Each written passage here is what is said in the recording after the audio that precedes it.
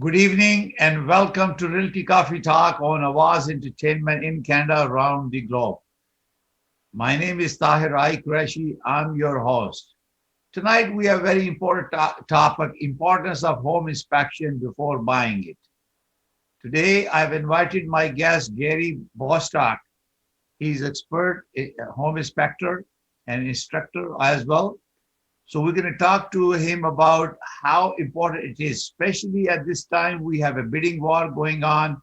People are giving offers unconditional, without inspection, without financing conditions. So how important it is to have home inspection. So Gary, welcome to Realty Coffee Talk. Would you like to introduce yourself a little bit? You got 1 minute to introduce yourself. Yeah, thank you very much, Tahir, for inviting me. I've had the home inspection business for a little over 12 years. I have two full-time home inspectors. My wife is also full-time in the business. But as you said, with multiple offers happening right now, a lot of people, unfortunately, are having to write out the home inspection clause, which is never a good thing. But yeah, we'll get into it a little bit further on different details of what we look for. And yeah, thanks very much for the invite. Wonderful. Gary, so what is the importance of having a home inspection when people are buying such a big financial decision in their life? Well, it's their biggest purchase they'll probably ever make in their life. And what we really sell is peace of mind. What they're looking for when they hire us as a home inspection company is they want peace of mind. They want someone to hold their hand, walk them around the property for 3 hours, explain what they're getting into, what could be happening further in the future, so what they need to do in the upkeep. But at the end of the day, we're like a general practitioner. We're like a doctor in the sense that if we identify something that is of more of a serious nature, you know, we know our stuff, but at the same time, we may have to refer you for further evaluation. That doesn't happen that often. But if it does, just like your GP, if he saw something wrong with your eyes, he may have a good idea what's wrong with them. But then if it's that serious, he may forward you on to an eye specialist, and then you get those people in. But basically, peace of mind. They want to know what they're getting into. What's my expenses going to be 3 years from now, 5 years from now? When do I have to replace the shingles on the roof? When's my furnace going to have to be replaced? Because people have to budget. I mean, it's expensive when you have a car and you've got to do oil changes and get winter tires and change your brakes. It's the same thing on a home. They don't look after themselves. You've got to give them maintenance, and you've got to budget for those bigger priced items when they're going to come up. So similarly, you know, when we are buying a house, we do inspection, we put the clause in it. But then when people are planning to sell the property, what is the benefit of a pre-home inspection when the seller wants to put the property in the market? Have you done those frequently because of this current situation? Yeah, if we'd have gone back probably 5 years ago, probably maybe 20% of my business was what's called pre-listing inspections, where someone's going to sell the house and we do the inspection for them, and they actually provide that report to potential buyers. Since about 2017, when all the multiples started and then it slowed down for a bit, we're probably about 50-50 now, percentage of our business on pre-lists. So here's the benefits with a pre-list for a seller. Okay, there's basically twofold. One, we do a full inspection. We don't soften the inspection. We don't make it a little bit better for the people. That's not our job. If someone buys a home with our post pre-home inspection, it is the same inspection we would do if that client was buying the house. But here's the key points: is if we find something wrong with that house ahead of time, you're going to save yourself time as a seller, because if you don't have it and then you get an inspection and they find mold in the attic, well, they're either going to ask for it to be remediated, they may back out of the deal. Now you've lost all that time and effort, and now you're putting your house back on the market. Secondly, if we find some issues, the sellers have the option to say, you know what, I think this could be a sticking point in selling my house. Right. I'm gonna pre-do it. If they do the work and then we go back and re-inspect, or they give us the paperwork for whatever repair was done, we will then take that out of the report. So it's twofold. It makes the process a lot easier. Plus, you can get more offers on your home, because you're going to have some people where you're going to say, I'm not going to let my client buy a house without a home inspection. I don't care. We're not doing it. So therefore, you're taking certain offers off the table. But if you do a pre-home inspection, and especially with a name as strong as ours, people can actually go in confident with maybe only having a finance clause in and not the inspection clause, because they can trust our home inspection report. No, this is very important, because there's two things, like you said. When you are selling a property, if seller understand there are some deficiencies, and they can rectify them because they are identifiable, because inspections are visual and they can see them by their naked eyes, that what's wrong with it, and especially certain areas that you recommended, like you mentioned about the attic. If they are fixed, then when the buyer will feel confidence and they feel comfortable, and if they want to have a subsequent, I believe, inspection, they can say, okay, we'll charge you a little bit of money and we'll give you a full inspection, because sometimes re-inspection has some limitation. Sometime is it, or is it completely full inspection? No, we do a full inspection. There's no limit. There's no limitations. The only limitations we have is if it's something we cannot physically see. A pre-inspection is still a full-blown inspection report. The only time it gets a little age is if for any reason the house takes a long time to sell. Anything can happen in a month, in a 2 month, in a 3 months. But no, there's no limitation. It's exactly the same process that we do. Okay. So what issue come across when you inspect the attics? Okay, so with attics, it's very important. I mean, we will do whatever we can do to get basically we get our head and shoulders into the attic.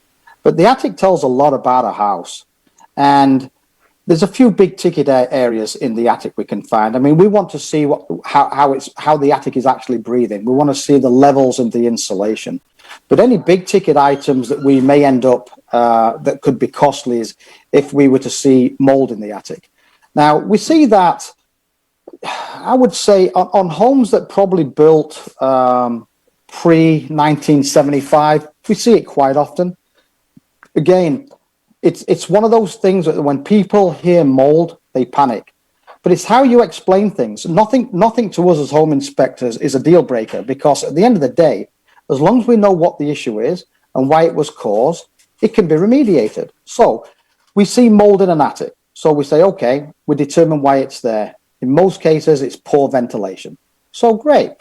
So if we remediate it, it's going to be anywhere from $2,500 to $4,000, depending what process you're going to use. So you're saying that the condensation is creating that mold, wetting the plywood inside?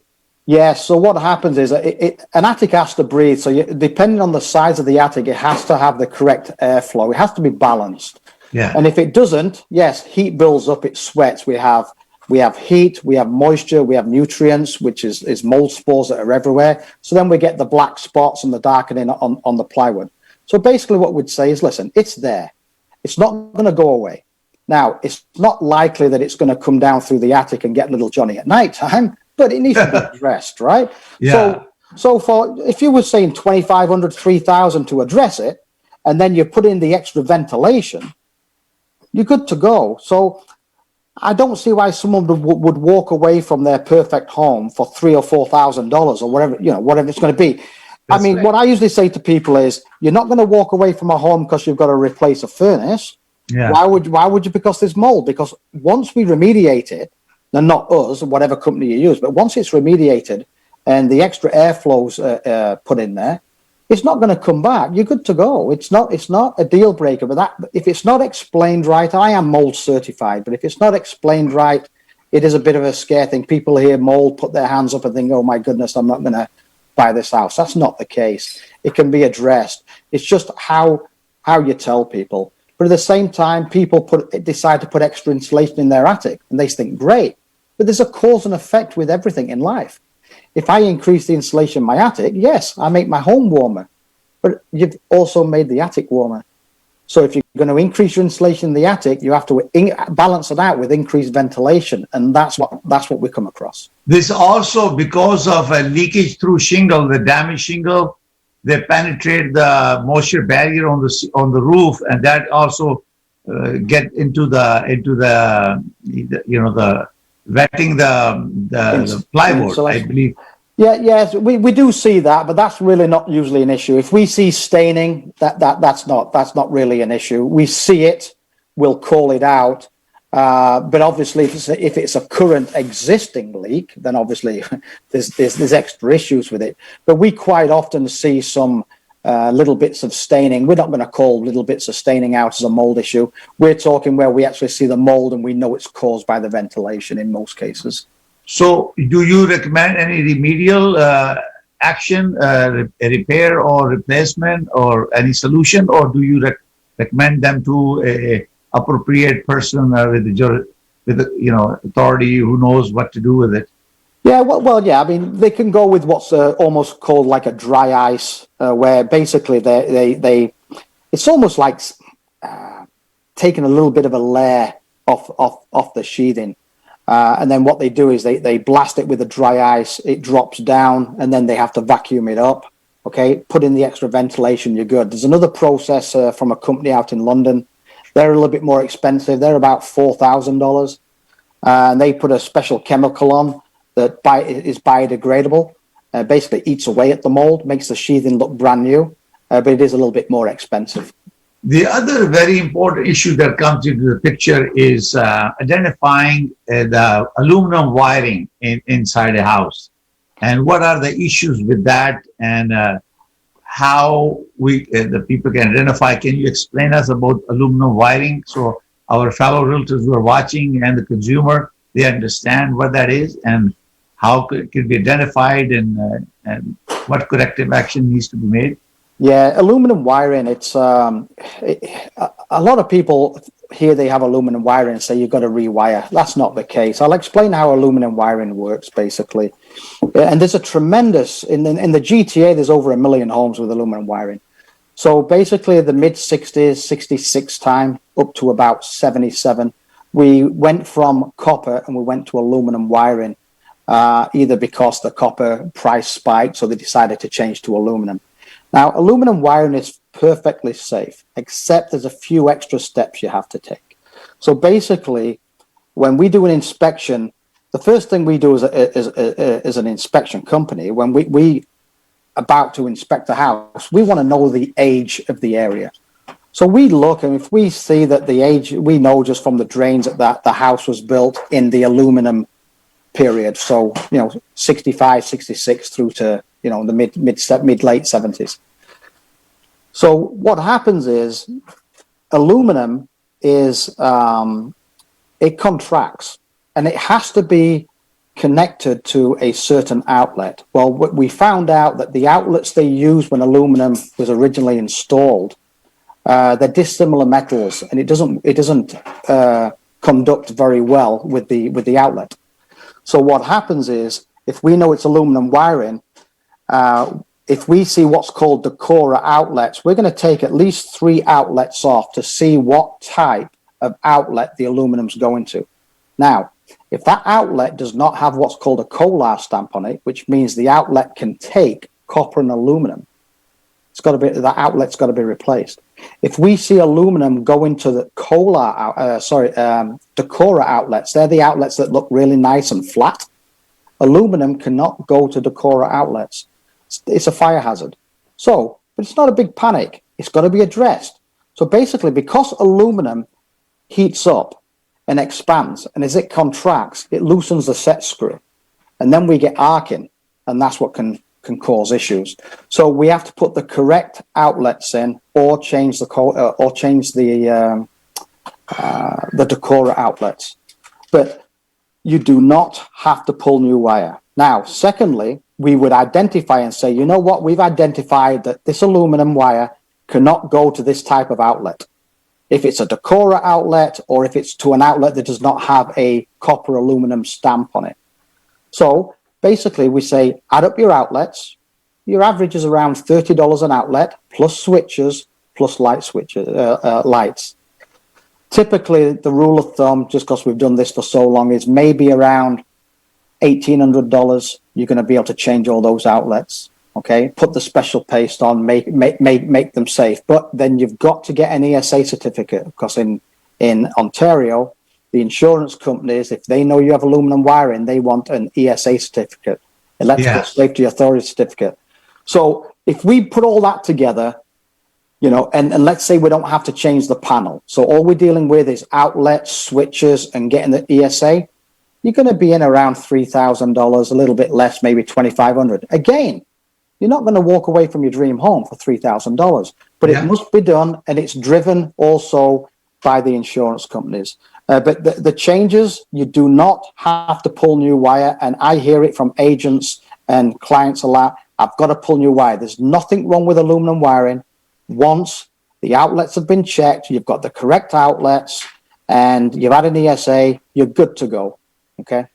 Yeah, viewers, you're watching Realty Coffee Talk on Awaz Entertainment in Canada, around the world. We're talking to Gary Bostock about importance of home inspection. As you are learning from this conversation, that over and above your closing cost, purchase value, you are, if you encounter this inspection before or during inspection, you learn that you may need additional money. It may not be very high value, but you need the contingency funds to put more insulation, create more ventilation in your attic, or change the wiring, aluminum wiring. So these are the costs that you have not imagined unless you do inspection or view the home inspection done by a home inspector.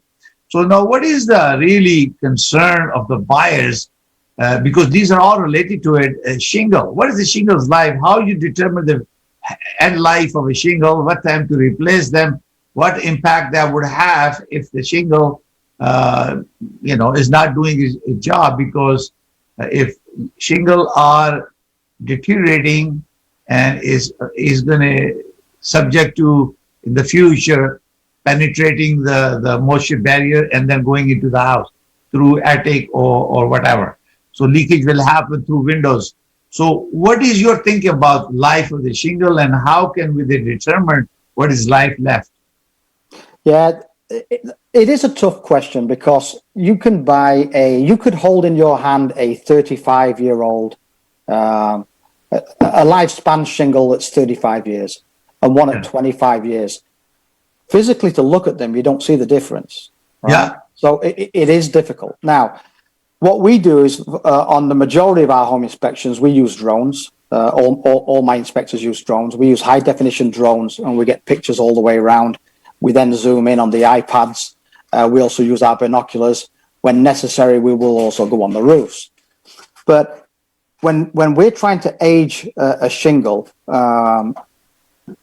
if we think a shingle is nearing the end of its life, we'll know by looking at it. This is something I would have to spend 5 hours to explain to you and show you the different pictures. But we know what's left in a shingle. We know if it's in fair condition, in good condition, and at the end of its life. Now, when it's at the end of its life, this is one of the biggest ticket areas, unless we're talking structural, which we don't see that often, believe it or not. But when we're talking replacement shingles, it's one of the biggest ticket items. On average, if you're in a 2,500 square foot home, you're going to be in around the $6,000 range.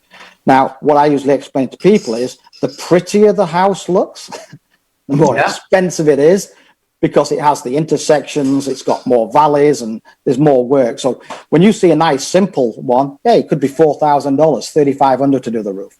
But the prettier the house, the more expensive. So when we're looking at a shingle, this is one of the few components that the homeowner has to make that decision sometime or other, right? You have to decide, when am I replacing it? And unfortunately, I can say your shingles are getting to the end of its life. So they're now going to be unpredictable. So they may not be leaking today, but I can't tell you after we get a 120K windstorm that it may not be leaking a month from now. So for a homeowner, you have to make that decision. Am I going to replace it this spring, this summer, this fall, or am I going to push it for another year? Or push it for another 2 years? Maybe you can, maybe 3 years. But the end result is, if you keep pushing it to the point where you now get a leak, hey, you've now got secondary water damages. Now you're replacing part of your ceiling and having to patch your ceiling in your master bedroom, right? So now you've got to fix that, patch it, do it. Now your price has gone up. The roof is one of the few things that you need to preempt, and hopefully preempt it before you're doing it because of the leak. But it's a big ticket item. It's one of the areas we spend a lot of time on. And there is a lot for us to look at on a roof, especially the flashings and around the chimneys and the roof vents and everything else. But I mean, that's what you pay us the dollars for. But yes, that is one of the big ticket items that you have to decide. But we'll do some inspections, and when the client comes in, I'll say, when are you closing? Oh, Gary, I'm closing June the 1st. I said, okay, well, so when you get the keys, June the 2nd, call in a roofer and get yourself a quote, because I would have personally replaced this roof 2 years ago. So you're already pushing it, right? Yeah. My observation is a couple of things. If you have a house on a corner house in a place, the wind will blow in certain areas and it will lift the shingles. And sometime if you're walking around the house once in a while, you see a broken piece of the shingle falling and getting in your backyard or front of the house. That's giving you a signal that something is happening, because your material becomes more dry and brittle, because the bituminous material in winter is freeze and thaw happens, and if you don't observe those things, that something is gone, that something is wrong with the shingle, because you will see. I have seen myself pieces coming off the roof, and he said, "What that's going on?" And then I called the guy. He said, "Oh, on one side of your roof is almost leaving shingles, and you better replace it because it's on the corner, so it air blow vacuum within the tunnel effect that you have on the last house." And I end up changing it maybe 13 years ago. So this is where you have to watch that. It's very important, because inside the house, you have to keep the water out from the house, because inside you have a drywall and wood. And if roof is the main protector for a house, and if the water penetrates into it, it's going to destroy your insulation, then it's going to pour down in your living, dining, and bedrooms, and cost would be much higher. So pay attention to that. And the advice of the Gary is to change the roof sooner than later and preempt it before disaster happens. Yeah, and always keep an eye on the west side. The south and the sun actually does the most damage to a shingle. Yeah. So if you see your shingles are wearing on the east and north side, I guarantee you, when you look at the west facing and the south, they're so much worse. But Canada is very harsh on certain components. I mean, just because of our weather, right? It all depends on the material too. What is the make of the of the shingle, and that's what it is. The good quality ones, and you also have a shingle. You have a metal roof now. My house right now, I have a metal roof, lifetime guarantee for that. It's expensive, but metal roof is now, depending on the flat roof or different options available. Wood roof also available now on a more luxurious homes. So important thing is to protect your investment, and that is your property home. And shingle plays very important. Now, question I have for you, consumer always asks, is the home inspectors are licensed? Do they carry any insurance about their functionality? Can you tell us anything about that? Yeah, you know what? Our industry really is a nightmare out there because it's not legislated, right? I mean, literally, anybody could put a cap on, register a name, and say, "Hey, I'm a home inspector because I have a little bit of building knowledge." It's a minefield. We've been pushing, 20 years. We've been trying to push to get some legislation, but it still hasn't come through. So the answer is you don't have to be licensed. The answer is you can have no knowledge at all and decide to just put a tool belt on and go out and say you're a home inspector. So you have to do due diligence.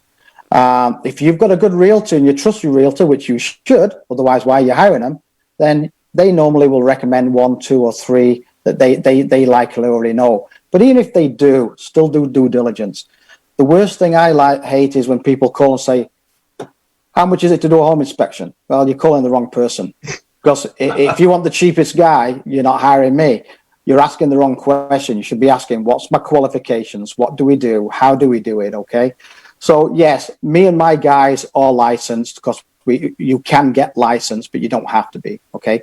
We all carry what's called errors and omissions insurance. Now, the reason a lot of home inspectors or independent home inspectors don't carry that is they don't want to spend $5,000 a head for insurance. Okay. We carry that insurance. We also carry general liability insurance. We belong to an association. So we have all our qualifications, but you have to ask these questions. You really, really have to ask these questions because it is a nightmare out there. So like I say, if you're just calling for price, then buyer beware, you get what you pay for. But when people call, my wife just says, if you're asking for price, call somebody else because you're asking the wrong questions. You know, what do you do? Because it's not a level playing field. It's not like asking to try and find a lawyer, but you know every lawyer has to have been qualified and specialize in the area they're doing. That's not the case with us. So you have to ask those questions. But yes, good ones will carry errors and omissions insurance, will carry general liability. And but it's tough on the consumer if they don't get the right direction from a good qualified realtor. Trust your realtor. Make sure, again, you know the realtor knows their stuff, right? So yeah, Gary, I remember 7 years ago, you did my inspection for my house I bought, and you're not cheap, okay? But you're good, and that's what I like about it. You were doing some teaching as well, so I thought that you're the best person to come and educate our viewers. Gary has been involved for a long time and very competent professional, very straightforward. He will tell you everything that he observes, and no favoritism or nothing that you buy it or you don't buy it. He will give you honest opinion about home inspection. So now question I have for you is that after the attic, you have windows because of leakage comes through windows. Also roof, if his roof is okay, attic is okay. The other issue comes is more important part is your mechanical system. You have a furnace and air conditioning, very big items. And how do you determine the life? Because sometimes you look at the model, it tells you this model is 10 years old, or you have gotten a copy, or you know the model number, when was this manufactured, the date is specified inside the system. How do you determine that? How do you educate? Why is it important for the buyers who are buying the property to know these things? What is the end life of existing furnace or the air conditioning system for your house? Why is it important? Yes. Yeah. So like I said at the beginning, you have to be able to budget for this big expense, right? So why manufacturers do what they do, they hide the age of the air conditioners and hide the age of furnaces within the serial number. Me and my guys know every make, every model, and know how to tell you the age. So we do. And one of the reasons the manufacturers do that is because they may stock the items for quite a while. So you may have someone who buys a 2,000 air conditioners, but it takes him 3 years to sell them. So you could be, but if the date on that air conditioner said it was a 2018 and you were getting it installed next month, you'd be saying, why am I buying a 3-year-old air conditioner? Yeah. So that's why they hide it. But anyway, that besides, most of them do go in approximately the age they are built, but that's probably why they hide them. That's the only way I can think. But anyway, so you need to know if you're buying a house that air conditioner is 23 years old. So yes, it's working today. It's working fine. It's drawing down, but it is 23 years old. It's not going to last forever. So you have to budget that is nearing the end of its life. So you need to know, you need to budget, $3,000, $3,500, whatever it's going to cost for that air conditioner. It's usually in around the 3 range, depending on the size. So you need to know that. Now, we will test the drop of an air conditioner. Now, what we typically do, obviously we can't in the winter. We have to have 3 consecutive days over 16 degrees for us to try to test an air conditioner. But we want to see what kind of drop and how well it's working. Now, if it's a very humid day and we walk inside the house and it's nice and cool, I know the air conditioner is working. I'm still going to tell you the age of it. Same with a furnace. Now, the same thing we talked about on having to preempt replacing shingles for secondary damages. It's similar with a furnace. So typically they say furnaces, high efficiency furnaces will last 15, maybe 18 years. But that's if the will's perfect. We do our training at one of the biggest outfits in Mississauga, and I go there for training just like all my guys. We have to do training throughout the year to keep up our skills and changes in technology. But they say the high efficiency furnaces today, 12 to 15 usually is the range. They've pulled it back by 3 to 4 years because we're in a heating climate. We heat more months of the year than we cool. So we don't get the same time on a furnace that we would if we were another 2 hours south of the border. Okay. So yes, we do want to know the age so you know. But if you've got a really old one and you think you've pushed this to its maximum, you've got two choices. You can try and shop around and get one installed at your time and for the price that you want, or you can push it. But guess what? If our furnaces in Canada fail on a Tuesday, you've got to get one installed on the same Tuesday or the next day if you've got no other heat in the house. Yeah. So then the suppliers have you over a barrel. So now you're going to be paying probably a premium because you're not shopping around. What you're shopping around for is the first person that is available to install a furnace. You're going regardless of the price. But again, a big ticket item, the roof, the furnace, the air conditioning, get those three out the way and you're almost home free, right? Viewers, you are watching Realty Coffee Talk on Awaz Entertainment, importance of home inspection before buying it. We're going to take a short break and then we'll come back to you and we'll continue our dialogue with Gary Bostock.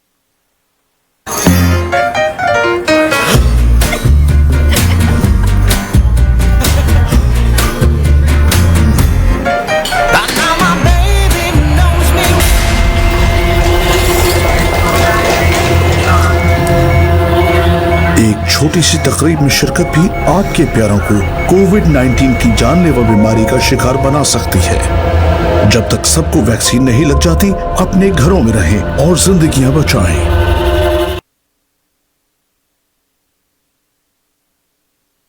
Manjula. Oh, Anushka. Thank God you remembered us after such a long time. Your house is so elegant. You must have gone through a hard time to find this kind of place. This didn't take much effort in finding thanks to Riaz. Pupudu and I mentioned the things we really wanted, and according to that, Riaz found this house. And he also showed us the path to buy a new house while keeping our old house. Oh, Manjula, can you give me the number of Riaz so I could contact him today itself? A household name, Riaz Rauf, Rushdie Rauf.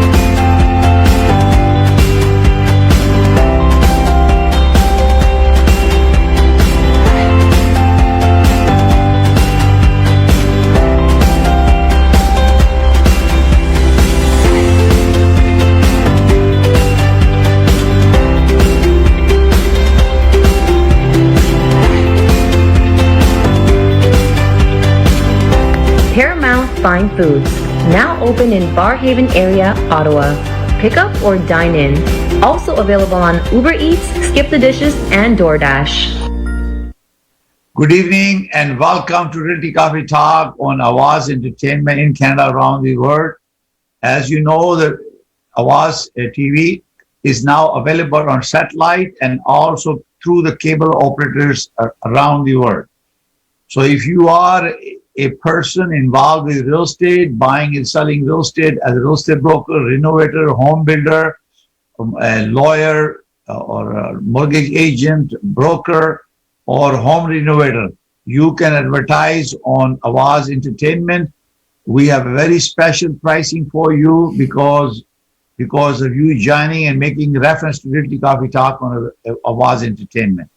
We're going to continue dialogue, Gary, about the importance of home inspection. So what are the customer number one concern when they're buying a home, in your point of view as a home inspector? What is the main concern of the customer? The number one question and the number one concern is my basement dry? It's the number one question. Is my basement going to leak?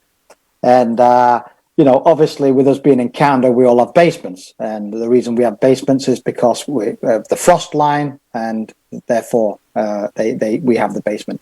So that is their number one concern. And when we start the inspection on the exterior, where you were alluding before about issues with water and controlling water, it's all about controlling the water away from the foundation. If you want a dry basement, the number one thing is we want the grading away from the foundation. That's number one. There's no such thing as having a waterproof basement. It's not possible. We damp proof a basement, and with all the things we can do, we get as close as we can. So when we start on the exterior, we talk about grading, and people just think, grading. But no, it's very important. But it can also be one of the very expensive things to do, because landscaping is a very expensive trade to purchase, right? So grading can be expensive. It can be cheaper if you do it yourself. Obviously, a bit of a back-breaking work, but controlling the water away, the number one thing is my basement dry? Obviously, if we're dealing with block foundations to pour concrete foundations, there's different issues that we're going to come across. But quite typically, if we're talking poured concrete foundations, so we'll often see shrinkage cracks, absolutely, all the time. Very rare we won't see one. Could it be a cause for water penetration? Yes, it could. However, seeing it from the outside doesn't necessarily know what they did to that crack on the inside. And if it's a finished basement, they may have done an epoxy injection on that crack. We don't know, because we can only report on what we see. So when we do the basement inspection, all my inspectors carry moisture meters. We'll spot moisture meter check all around. If we've seen some low spots around the house, or we've seen a disconnected drain pipe that's dumping a lot of water on the northeast corner, obviously we will spend more time investigating that northeast corner of the basement, because if it's going to fail, that's where it's going to fail. We also have infrared cameras we can use on the inspections. But the number one question with people is always my basement. And that's because people's basements today are done nicer than their main floors. They're palaces. They're beautiful. They put a lot of money into them. So, of course, they're concerned. So, that's the number one question we get every time, is people are paranoid about their basements. So we put the whole package together and let them know where they're standing. But can they leak? Absolutely, they can leak. But, I mean, you've got to maintain the house. And when a brand new house has been built, the land settles around it, right? Because we've done all the excavation. So once you're 15 years into that house, it starts where we had the grading. It now grades in. So it's a constant battle for the first 15 years or so. But once you've got it, after that, it's pretty much there. But nothing lets the soil settle like time and gravity, right? So that's why you see all houses around the 15-year age, their walkways are all up and down. It's just from the movement, and because you can't tamper it down enough to not have it move. I also observed that the construction, the builders, they pour the concrete in winter, most of them, to avoid pouring the water, because curing time for the concrete under ASTM standard is 28 days. And they need to water them, and they pour the concrete and in winter, and they don't put any water because it's already frozen land. And then when the cement does dry, and sometimes we use a dehumidifier in the basement when we're moving into a new house, you see the cracks on the wall and sometimes on the floor. Most of them on the floor. And I believe there are standards for that. As long as it's a less than a quarter inch or something that is okay, acceptable concrete. Crack. Yeah, it's usually we'll have a look and determine, but it can be an eighth of an inch, quarter of an inch. Horizontal cracks we do not want to see, and very rarely see them. Vertical cracks we see all the time, but spider cracking in the floor, very, very common. We'll advise people to seal it before you finish, but water coming up through the concrete or through the actual floor, rarity, unless something's wrong with the water table. But we will never ever see a poured concrete foundation and not see shrinkage cracks. You'll never see it. There'll always be cracks.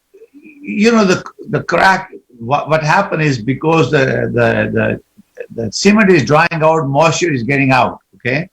And there is no room for contraction there, because if you look at the footpath, there is a 2x4s, and you can see a small spacer in between for this next one, because in the winter outside sidewalk, it provide expansion and contraction for the concrete. Whereas the foundation, they won't do that. There is no crack there. If you notice that on stamped concrete on driveway, they also do the separate them, because they cannot have a one slab piece. Expansion crack. Yeah, an expansion crack. They'll cut it in. So if it does, it will also stop at that point as well. Yeah. And this is why we have cracks there in the basement, because there is no room for expansion or contraction, basically. And as long as, and you can observe if there is a moisture coming out from there, you know there is a leakage there. If not, then you know that everything seems to be okay based on the size.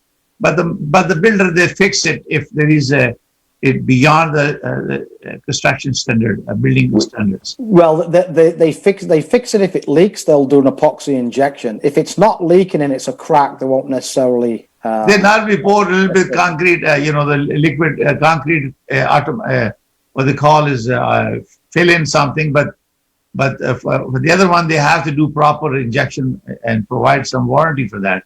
That's and it's about $500 per crack, a vertical crack the wall. Yeah, that's the average. Yeah.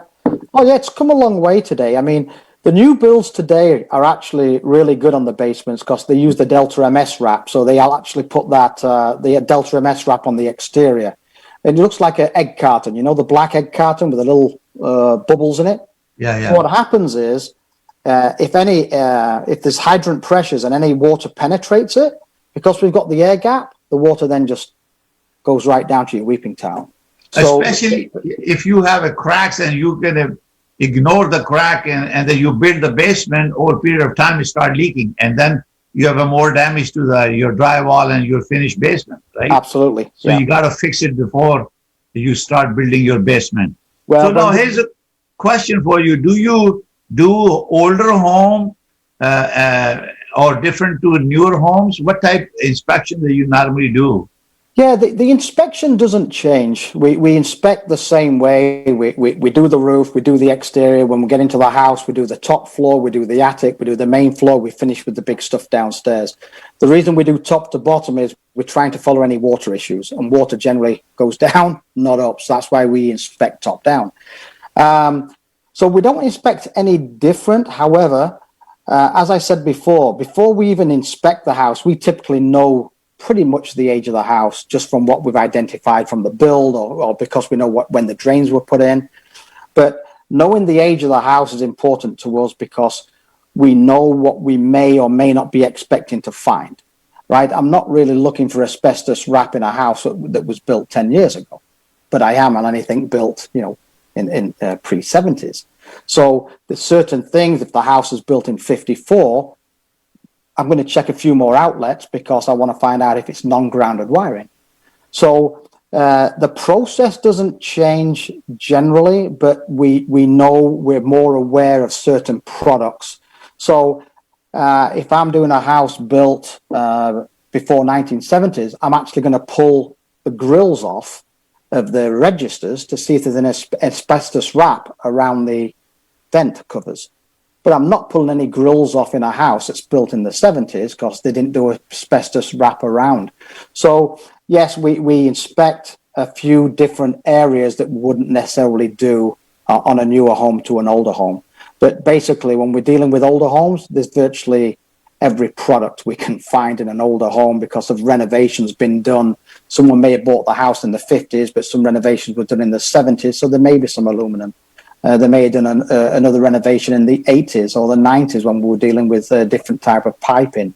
So yes, the way we inspect changes slightly in what we may, like I say, uncover.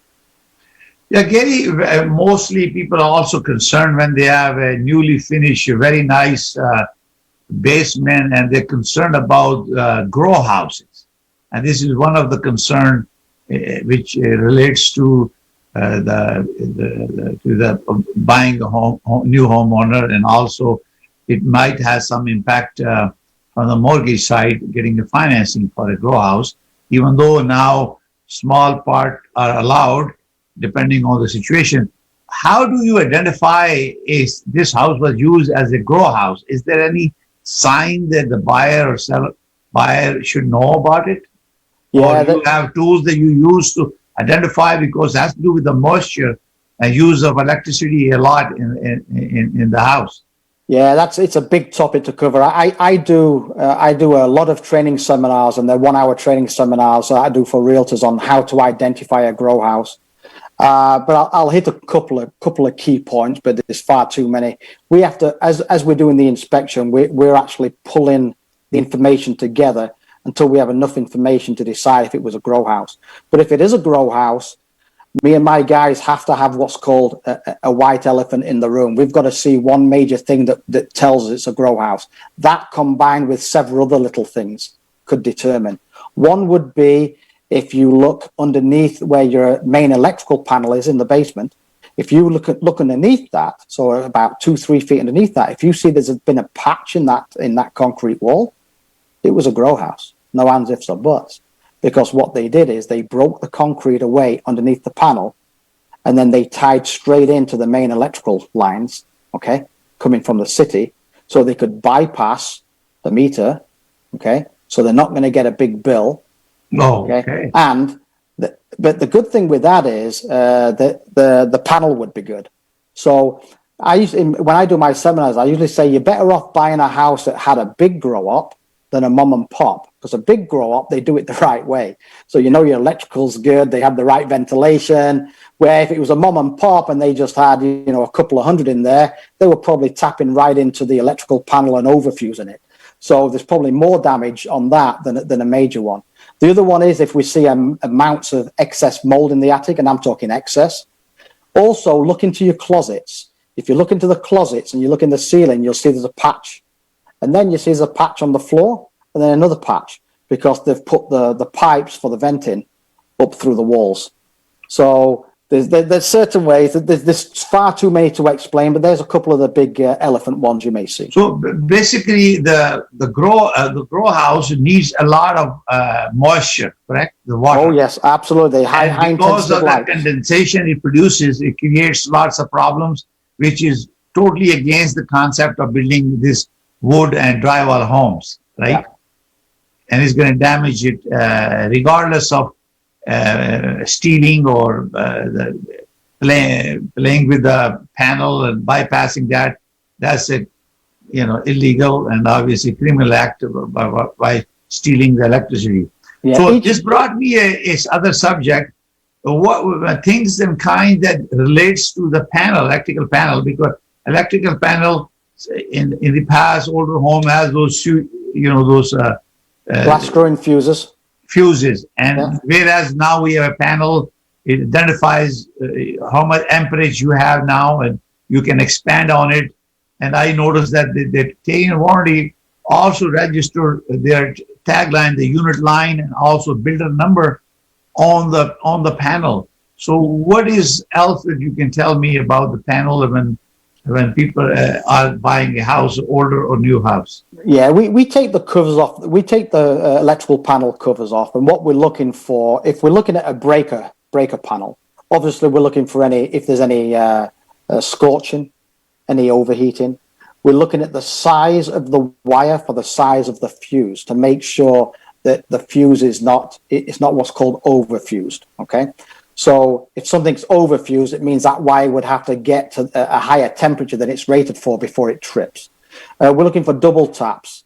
If we're looking at older panels and we see the glass screw-in fuse panels, as inspectors, we recommend they replace it. Again, cost is about $1,200 to $1,500. It's not a deal breaker, but the glass screen fuses today just can't handle the demands of today because they trip very easily, and then people end up overfusing those, which is a danger. So things like that for sure we look at. And again, but replace a panel. They also want to know if it's a 100 amp or a 200 amp panel. That's and right. A lot of people today, if they're going to have an electric car, a lot of insurance companies are wanting it to be a 200 amp service to have an electric car, which means you'd have to change it to a 200 amp. Thank you very much. We are almost near our program, so I would like to ask Gary, would you please share your number and your information to our viewers, so if they want to reach out to you for inspection, they can contact you directly, and then I'll give my final message. Go ahead. Gary. Yeah, you can reach me at 905-568-8202, and we do inspections 7 days a week. The three of us full-time on staff for inspections, plus my wife, Christine, usually takes the bookings. And love to hear from you. And even if you're not using us, call us up. We're always a resource for information. Thank you very much. Viewers, this ends our program for tonight. If we talk about importance of home inspection before buying it. Gary, Bostock, we thank you for joining us. You're watching Realty Coffee Talk on Awaz Entertainment in Canada, around the globe. We take this opportunity on behalf of Awaz Entertainment and Realty Coffee Talk to thank you, all our health workers, doctors, nurses, police officers, armed forces, for putting their life online to protect fellow citizens. We thank you. May God bless you. May God bless Canada. Thank you for watching. We'll see you next Thursday at 7 p.m. on Realty Coffee Talk and Awaz Entertainment. Thank you. Bye for now.